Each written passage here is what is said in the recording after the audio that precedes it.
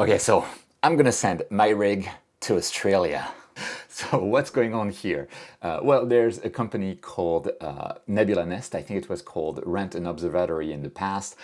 They're located in Australia. They have access to pristine dark skies in Australia, and they let people pay a monthly fee to host their astrophotography rig that then people can remote control. So it's basically the same as stuff like Starfront in Texas.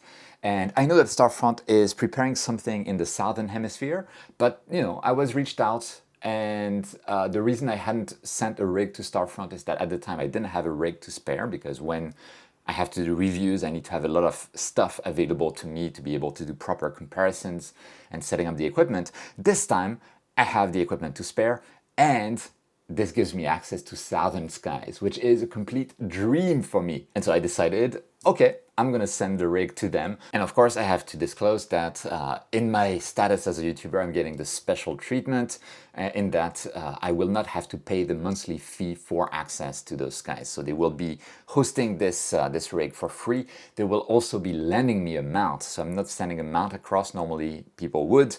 So I think they're gonna lend me an EQ6 mount. So I'll be going back to non-harmonic drive mounts, I guess. Maybe in the future I'll send my own mount once I have one to spare. Right now it's not been the case, so for now I'm just trusting them. So I am getting some privileged access to the site, so just so you know where we stand. But anyway, I still decided, okay, we're gonna send this, and I want to show you the actual preparation work that I'm doing to actually send the equipment across, because it's not that obvious, like, okay, I'm sending an entire rig across. What do I need to provide to Nebula Nest to actually get it, working and fine and go through any issues it may have?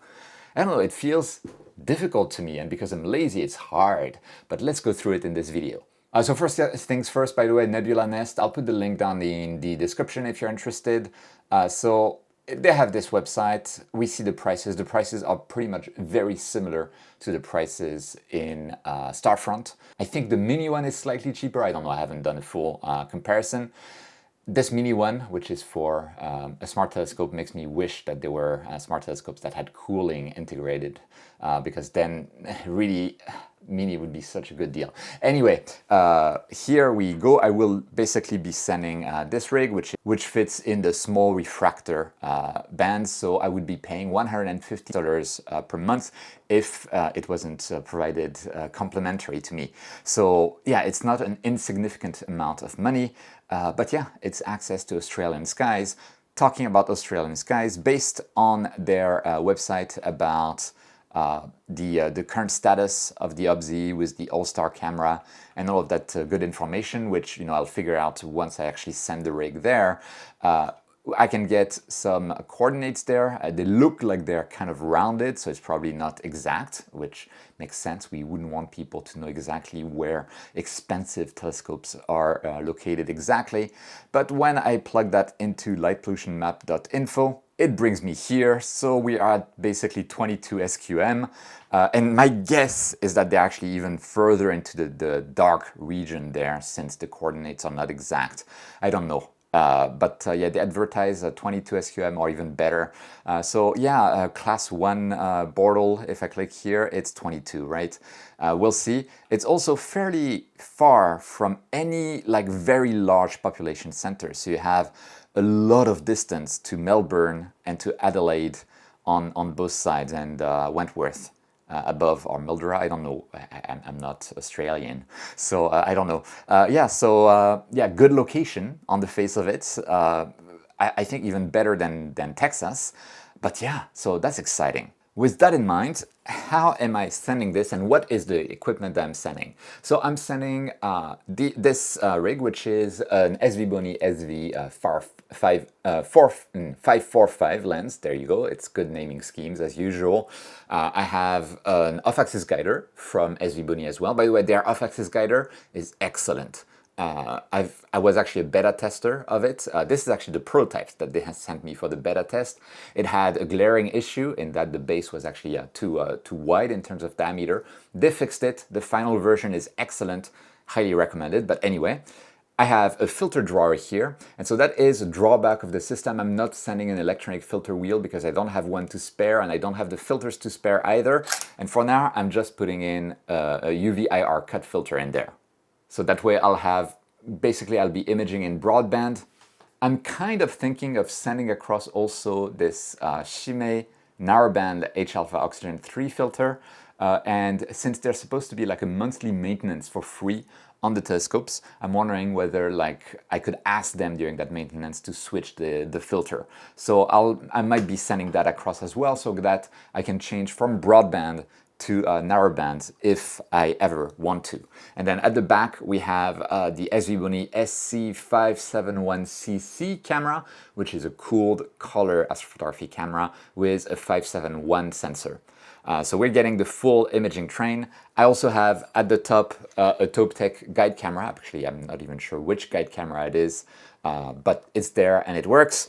And I have at the bottom a TopeTech AAF, so the automatic focuser from TopeTech. So that's what's getting sent to Australia. And then at the very top, I have with tons of tape on it, my old Astro PC Pro. Well, not so old, but this is a PC that's similar to the Melee Quieter 2 or 3 series. It has an input that's proper 12 volt DC input, and then it has outputs of 12 volt DC as well on the other side, which is exactly what I need. And I didn't want to send like an SV241 or any like power management tool. I wanted to keep things simple, so this PC lets me do that. The PC has tape on it because well, during strong winds, my telescope cover actually ripped off the antennas that were on the PC. So yeah, that's why. And it has 3 USB ports. It has a USB-C port. We'll be using all of them.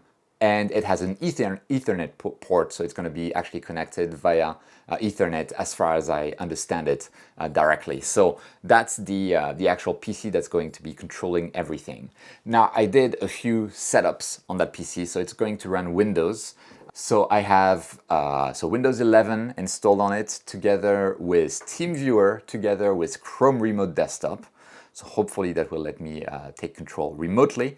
I've set up a local account with a local password that I'll be providing to Nebula Nest if they ever need to do any changes to the PC itself. And I've also done a modification in the BIOS. I have set the PC to restart itself automatically after a power outage. And the option in the BIOS, I think it's under advanced, it's called state after G3. G3 means power cut because of course it does. And then you have S0 state and S5 state. You need to set it to S0 state. And then after a power cut, when the power is restored, the PC will reboot automatically and or will boot up automatically, and you'll be able to access this remotely again. So that is quite a useful feature to have, and I think it's pretty critical to have on there. So there we have it. So in terms of the USB ports, by the way, I have unfortunately, because the SV571cc camera does not have a USB hub at the back, I have one port used by the focuser, one port used by the camera, one port used by the guide camera, and I'll have the last port used by the mount. So we didn't have the space really for an electronic filter wheel unless I added a USB hub, and I didn't want to do that. But that's not all. What else am I supposed to send across? Well, I'm sending across multiple things. So as I already mentioned, I'll probably be sending a narrowband filter across as well, so that they could switch it to narrowband if it's actually possible to do. But I'm also adding backups to all of the cables that I have here, right? So I'll be sending a USB-C to USB-C cable, which I'm using for right now as the focuser. So that way we have a backup. I'll be sending 2 USB-A to USB-C cables as well that can be used by the guide camera and the main camera. That's to have a backup. If anything goes wrong, I can ask them to replace the cables. I'll be sending a single male-to-male DC cable so that I can power the camera even if the current DC cable has an issue. So really lots of backups to send. And there's more to send as well, something that I don't deal that much with when I'm on my rooftop balcony because it's fairly windy, is dew. But I need to make sure that I have a dew shield or, not a dew shield, but a dew heater on the telescope. So I'll have a dew heater that's going to be a USB dew heater because I'm also sending a USB power adapter. I'll be showing that in a moment. So that's typically for lenses. It would be running all of the time if that's the case. And then I'll also be sending this Japanese dew heater by Moreblue that has a temperature sensor. So it will adjust the power to the dew band based on the outside temperature. Not so much the humidity, so it's not perfect, but it allows me to not need any of those specific ports for dew heaters. So I can get by without sending any additional power management box because at the very end, it's just a standard DC plug for that. So now we have two dew heaters. One will be a backup of the other, right? So we're getting close. Now, talking about dew heaters, we need power for all of that. So I'm sending multiple things. First, I'm sending a 12 volt, 5 amp power supply. Just in case, in theory, the site should have 12 volt power available directly. So it's probably not needed, but I'm having that. And then I have a second one because backup, if one fails, I have the other. The second one that I'm showing actually has a longer wall wart to actual DC plug cable. The first one, the cable is too short. So because the cable is too short for the first one, I'm also extending 1 meter long, extending female to male 12 volt DC cables, two of them, so that one can be the backup of the other in case something goes wrong. So that should get us covered for the power department, except that it doesn't, because Australia doesn't have like normal plugs. So I'm also sending this adapter to Australian format plug. And you can see it's for Japanese format or American format at the front here. And then you have USB ports, and those could be used for the dew heater as needed, right? If we use the USB dew heater. So that's for the power. But is that it? No, it's not it. I have one more thing, one more trick up my sleeve, which is actually all of that, by the way, is based on their recommendation email, the email that is sent to all of their customers with instructions on how to send the equipment and exactly what to send. I'm sending this guy here, which is a smart power strip. So there are 6 plugs there, and the 3 on the left here are smart. So the one, by the way, like I'll make the guys at Nebula Nest watch this video. The ones with S3, S2, and S1 are the smart ones. On the left here with the cable at the top. On the right are the non-smart ones. So don't use the non-smart ones. Maybe I'll put tape over the non-smart ones just to be sure. And yeah, it's obvious because it's written in Japanese. Smart consento. There you go. The other is Tsujo Consento, which obviously is not smart. But those can be controlled via smartphone. And so from the smartphone app, hopefully it's going to work. I'm going to turn on switch number 1, so it should be the one at the bottom. Let's see. It's on. I see the LED, and it did click. While it did so, switch 2, yes, and switch 3, yes, there you go. And yeah, currently I'm on the same Wi-Fi. I'm gonna disconnect myself from my home Wi-Fi, just have the overall 4G cell phone connection, and see if I can still turn them off. In theory, it should work. Yep, I can turn them off. So with that, I can turn off the entire equipment anytime I want by simply turning this off and then turning it on again. This will effectively reboot the PC because of the BIOS setting, like the state after G3 BIOS setting that will make the PC restart. So if the PC is ever unresponsive, it seems to be frozen, well, I'll be using the smart plug, which can be controlled over the internet to reset the PC entirely, which hopefully should be enough to fix any issues. Otherwise, I would have to wait, I guess, a month until the standard maintenance to ask them to unplug and replug cables.